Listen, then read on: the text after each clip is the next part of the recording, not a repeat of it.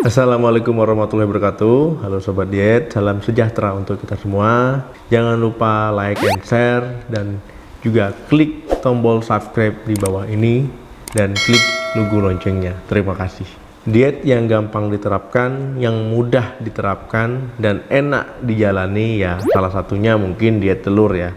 No pain, no gain. Jadi tidak ada pencapaian yang didapatkan tanpa adanya rasa sakit. Jadi pakailah prinsip ini untuk menjalani sebuah program diet ataupun sebuah tujuan hal lain ya supaya berhasil. Tapi banyak orang yang ingin less pain, high gain ya. Jadi dengan rasa sakit yang sekecil-kecilnya itu mendapatkan hasil yang sebesar-besarnya. Kalau perlu rasa sakit yang sebesar pasir dengan hasil yang sebesar gunung. Nah, itu pada prinsipnya itu semua orang maunya seperti itu ya. Dengan yang rasa sakit yang kecil, hasil yang maksimal ataupun besar. Nah, mungkin salah satunya dengan cara diet telur ini. Tetapi Sobat Diet masih banyak yang bingung, yang komentar di video diet telur ataupun yang DM saya ya, menanyakan tentang pertanyaan-pertanyaan seputar diet telur. Ya, mungkin kurang memahami isi video ataupun memang videonya kurang lengkap ataupun kurang jelas ya.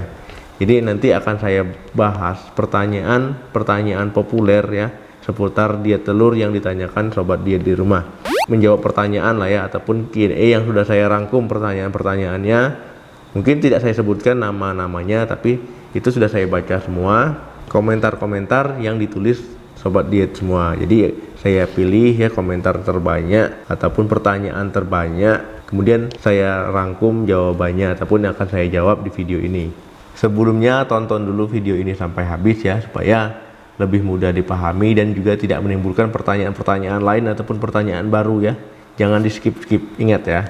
Pertama, apa kalau seandainya kita memiliki kolesterol tinggi, itu boleh diet telur dok. Jadi kalau Sobat Diet memiliki kolesterol tinggi ya, itu sebenarnya tidak masalah kalau seandainya Sobat Diet ingin melakukan diet telur ya. Jadi kalau kolesterol tinggi itu kalau seandainya Sobat Diet melakukan diet telur itu tidak masalah kecuali telurnya Sobat Diet goreng, karena metode diet yang sebelumnya itu kan diet telurnya direbus. Kalau seandainya direbus kemudian hanya putihnya yang dimakan itu protein ya, kecuali Sobat Diet makannya itu sama kuning-kuningnya ya. Misalnya satu hari itu Sobat Diet makan 5-7 buah itu kuningnya juga dimakan ya, itu pasti kolesterolnya bakal naik. Oke, lanjut yang kedua, kalau seandainya menyusui boleh tidak diet telur? Nah, kalau seandainya masih dalam menyusui, kalau ASI eksklusif sebaiknya itu ditunda dulu ya. Kalau seandainya usia anak itu di bawah 6 bulan. Nah, kalau sudah misalnya sudah 1 tahun itu boleh ya, saya sarankan. Ngapa dok kok dietnya tidak boleh seandainya masih usia 6 bulan ke bawah? Nanti takutnya salah persepsi dari Sobat Diet ya, malah nanti tidak makan sama sekali ataupun mengurangi asupan. Jadi kalau seandainya masih ASI eksklusif itu perbanyaklah makan sayur ataupun buah-buahan juga ya, supaya ASI-nya menjadi banyak dan juga menyusuinya menjadi lebih bagus ya, lebih baik. Jadi gizinya itu ditingkatkan ya, sayur, buah. Kalau seandainya Sobat yang ingin menjaga berat badan saat menyusui itu bisa mengurangi asupan karbohidrat, perbanyak asupan sayur dan buah. Kalau ingin melakukan diet telur ini itu saya sarankan tunggu usia anak itu 1 tahun minimal ya, supaya tidak salah persepsi. Jadi intinya perbanyak sayur dan buah. Pertanyaan yang ketiga, dok, kalau seandainya nasinya diganti boleh tidak? Misalnya diganti kentang ya, ubi, oatmeal ataupun gandum. Nah, itu boleh ya. Intinya di sini kita tetap memasukkan karbohidrat tetapi jumlahnya tidak banyak. Dengan catatan lebih baik itu karbohidratnya karbohidrat kompleks. Atau misalnya Sobat Diet menambahkan nasi merah ya, ataupun misalnya tadi ubi, kentang, ataupun roti gandum. Nah, ini boleh ya diganti nasinya. Saya sukanya oatmeal, silakan. Saya sukanya kentang dok, boleh juga. Intinya nasinya boleh diganti dengan jenis karbohidrat lainnya. Pertanyaan yang sering muncul juga yang keempat itu, dok, saya kalau diet telur kok jadinya lemas dan pusing ya? Nah, kalau Sobat Diet melakukan diet telur tiba-tiba Sobat Diet lemas, pusing, berarti kalorinya itu terlalu rendah. Coba cross check lagi asupan kalorinya. Perbanyak sayur dan buah untuk mencukupi kebutuhan kalori supaya tidak terlalu minus ya, tidak terlalu jauh.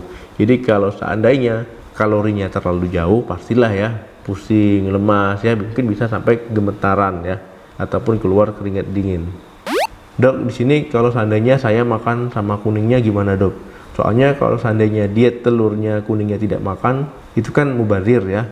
Nah, di sini yang saya pakai pada diet telur ini memang hanya putihnya saja ya. Kalau ditambahkan kuningnya nanti kalorinya jadi bertambah dan juga nanti meningkatkan resiko tadi ya, kolesterol menjadi naik. Nah, kalau seandainya sobat diet ada kemarin yang berkomentar tentang kalau seandainya putihnya dan kuningnya dipisahkan, kemudian putihnya baru direbus ataupun dikukus bagaimana? Boleh juga. Itu silakan menggunakan metode masak yang bagaimanapun. Boleh kuningnya dipisahkan dengan putihnya supaya kuningnya bisa diolah menjadi misalnya membuat kue ataupun membuat hal-hal lain ya, ataupun masakan lain. Tapi ingat ya, nanti sudah diet telur tapi kuningnya dimasak kue dan dimakan sendiri pula lagi ya, nanti pasti diet telurnya gagal. Jadi usahakan metode masaknya itu boleh dikombinasikan ataupun cara yang sobat diet inginkan, misalnya dipisahkan tadi kuning dan putihnya, tetapi ingat ya, putihnya saja yang dimakan. Pertanyaan yang selanjutnya, dok, kalau seandainya telurnya digoreng boleh tidak? Nah, ini kalau seandainya telurnya digoreng, ini bukan diet telur rebus lagi ya, ini namanya diet telur goreng ditambah nasi goreng. Nah, ini cocoknya kan. Nah, itu tidak boleh ya kalau seandainya telurnya itu digoreng. Jadi telurnya memang harus direbus ya, karena kita ingin mendapatkan hasil yang maksimal di diet telur ini. Kemudian proteinnya juga tidak menambah kalori, ataupun cara masaknya itu kalorinya tidak bertambah di diet telur ini. Kita pakai diet telur rebus, jadi hanya metode masaknya direbus ataupun dikukus. Nah, ini boleh. Kalau seandainya digoreng ya nanti malah makannya ataupun temennya dari menu tadi mungkin ada tambahan yang lain ya, mungkin teri ya, nasi goreng atau apa, nanti malah tidak jadi diet.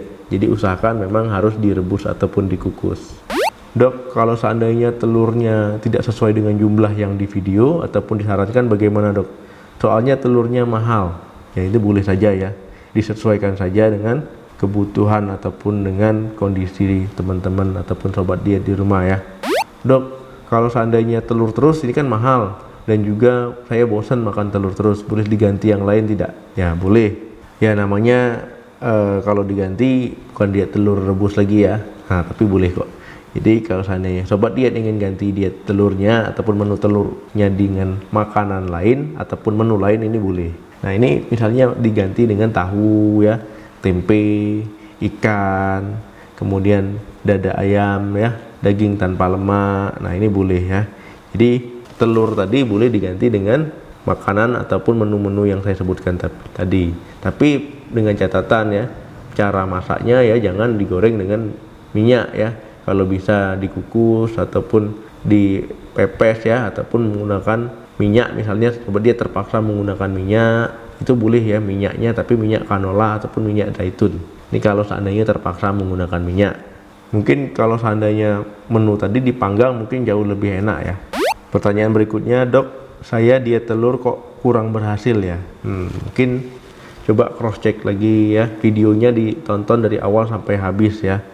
Kemudian apakah sobat diet masih sering nyolong-nyolong ya waktu makan ataupun menu yang lain, ngemil ya mungkin. Nah, kemudian sobat diet mungkin terlalu banyak mengkombinasikannya ataupun merubah metode dietnya. Coba dilihat lagi ya. Pertanyaan yang berikutnya, kalau pakai kecap, saus ataupun sambal boleh nggak? Ya boleh saja ya kalau seandainya mau pakai sambal ya ataupun saus ataupun kecap ya. Ya jadi supaya tidak terlalu hambar rasanya ya. Jadi tidak ada anyep-anyep lah pokoknya intinya ya, bahasa gaulnya ya. Jadi supaya makan itu lebih ada rasanya ya, nikmat lah intinya. Jadi ya silakan saja ya pakai sambal, pakai saus ataupun pakai kecap. Nah, kalau seandainya sambalnya itu alami ya lebih bagus ya, karena mengurangi asupan garam ya. Biasanya kalau seandainya yang kemasan itu kan ada garamnya ya, walaupun sedikit. Di sini bukan berarti tidak boleh makan garam sama sekali ya. Boleh makan garam ataupun dirasa asin, tapi tidak terlalu banyak. Jadi sedikit. Kalau pakai bumbu bagaimana dok? Ya silakan ya, kalau mau pakai bumbu, pakai rempah-rempah itu silakan, tapi batasi jumlah garam. Nah, kemudian pertanyaan yang berikutnya, kalau seandainya sayurnya ditumis itu boleh nggak dok? Nah, kalau seandainya sayurnya ditumis itu silakan saja ya, tapi usahakan kalau menggunakan minyak itu pakai minyak zaitun, minyak canola ataupun yang sejenisnya. Jangan minyak yang tinggi lemaknya, kandungan lemaknya, ataupun minyak sawit ya. Kemudian yang paling populer juga itu, boleh nggak dok kalau lagi diet telur itu ngemil? Nah ini kalau seandainya ngemil ini bukan ingin diet ya, mungkin ingin refreshing ya. Jadi kalau mau diet itu ya perbaiki asupan gizi ya. Kemudian juga kalau memang sobat diet biasa ngemil ya, ataupun mulutnya itu gatel kalau nggak ngunyah, nah ini boleh ngemil sayur, boleh ngemil buah ataupun kacang-kacangan yang direbus. Nah ini boleh, tapi ya jangan terlalu banyak, nanti satu mangkok penuh ya ngemil kacang ya kalorinya juga bertambah ya. Jadi ya sewajarnya saja.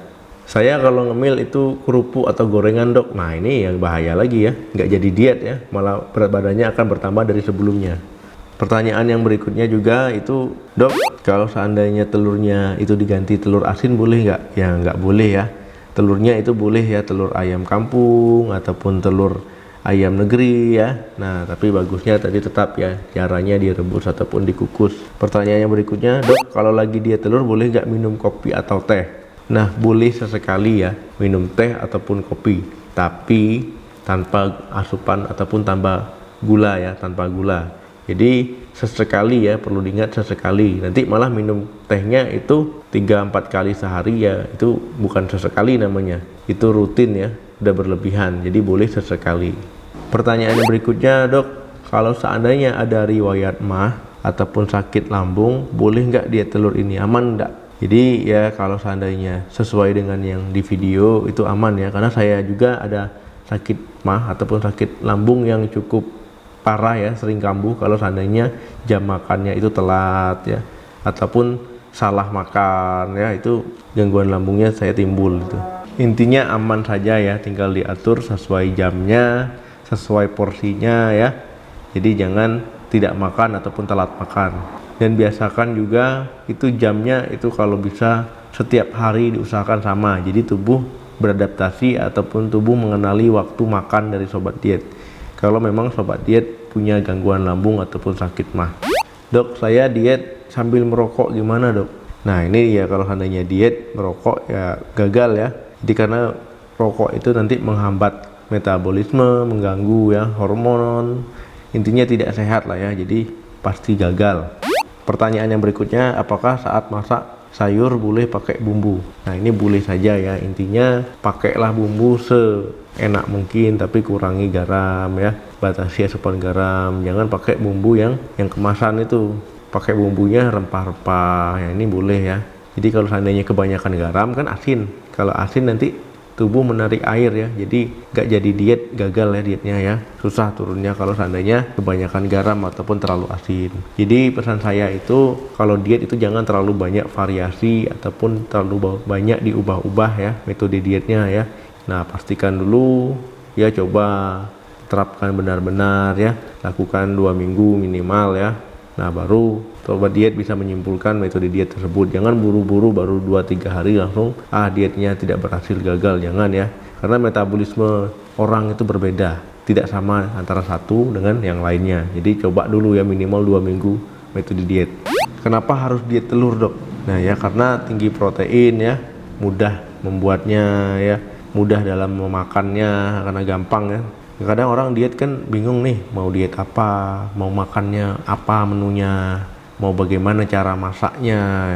Nah akhirnya kebanyakan mikir, kebanyakan bingung, nggak jadi diet karena nanti aja lah dietnya, masaknya kurang enak hari ini.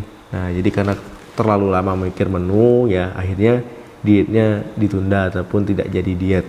Nah apalagi kalau cowok ataupun pria ya, jadi biasanya kan ingin yang simple, mudah ya. Kalau cewek mungkin dia bisa masak beraneka ragam makanan ya, mungkin metode diet manapun bisa diterapkan kalau seandainya wanita. Tapi kalau seandainya cowok kan ya maunya yang simple, yang tidak ribet ya, tidak pakai ribet. Nah jadi pertanyaan-pertanyaan itu adalah pertanyaan yang populer ataupun paling banyak ditanyakan di kolom komentar ataupun di DM Instagram saya. Jadi kalau masih belum jelas ataupun ada pertanyaan, silahkan tulis di komentar ya. Jangan lupa di share video ini, like juga ya. Terima kasih yang sudah menonton sampai habis. Oke, assalamualaikum warahmatullahi wabarakatuh. Semoga selalu menginspirasi, selalu menjadi tontonan sobat diet, selalu menjadi tontonan sobat sehat di rumah. Dukung terus channel ini. Terima kasih yang selalu mendukung, terima kasih yang sudah selalu menonton video ini sampai habis, berkomentar ya, dan juga like, share video di channel ini ya. Salam sehat, sampai jumpa.